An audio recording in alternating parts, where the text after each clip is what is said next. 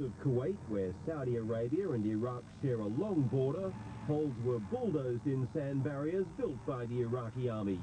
No time was wasted as Allied tanks, armoured personnel carriers and other vehicles crossed into enemy territory. He did that first one in a minute, which was really good. Real good to dive.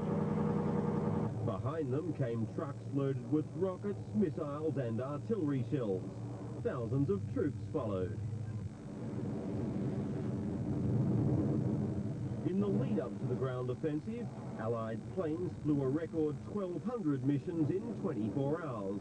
In the northern Gulf, which has been heavily mined by the Iraqis, British and American sweepers, assisted by air cover, paved the way for an amphibious assault on Iraq's beaches.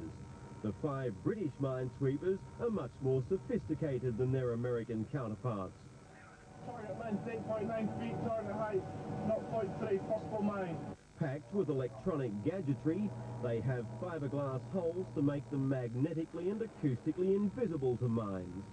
The 4 American ships are World War II vintage, but ahead of them they have Sea Stallion helicopters with sweeps that act as decoys, sending out signals that detonate the mines, both those that float and those anchored to the seabed.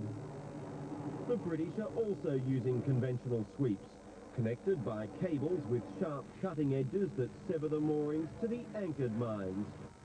Each British ship also carries 2 French-designed battery-powered mini-submarines. With a video camera built into the nose of each sub, the onboard operator locates a mine, then drops a time-delayed explosive charge next to it. Still in the armada is the assault carrier Tripoli. It's remained in overall command despite a 5-metre hole from a mine. Also still there is the missile destroyer Princeton, whose collision with a mine caused casualties. The US battleships Wisconsin, nearest the camera, and Missouri have again been in action. Reporter Michael Nicholson, aboard the British frigate Gloucester, witnessed some of the bombardments. 1 hour after the ultimatum expired, the American battleship Missouri began pounding Iraqi installations along the coast of Kuwait. From Gloucester's bridge, I can see the World War II ship lit up by the muzzle flashes from her enormous 16-inch guns, targeting on missile sites, anti-aircraft batteries, fuel dumps and underground bunkers where thousands of Iraqi troops are sheltering. Missouri's shelling follows more than 10 days of intensive bombing by British and American planes, and either because of that bombardment or because the Iraqis are deliberately setting fire to the oil wells, from what I can see looking across towards Kuwait from this ship, the entire coastline is on fire.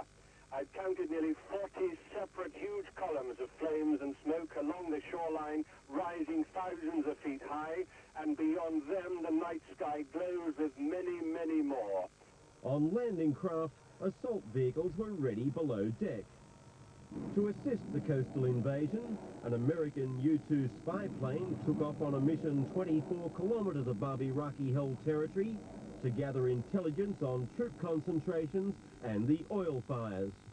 The smoke from almost 200 blazing wellheads now masks at least a quarter of Kuwait, sometimes obscuring targets from Allied airmen.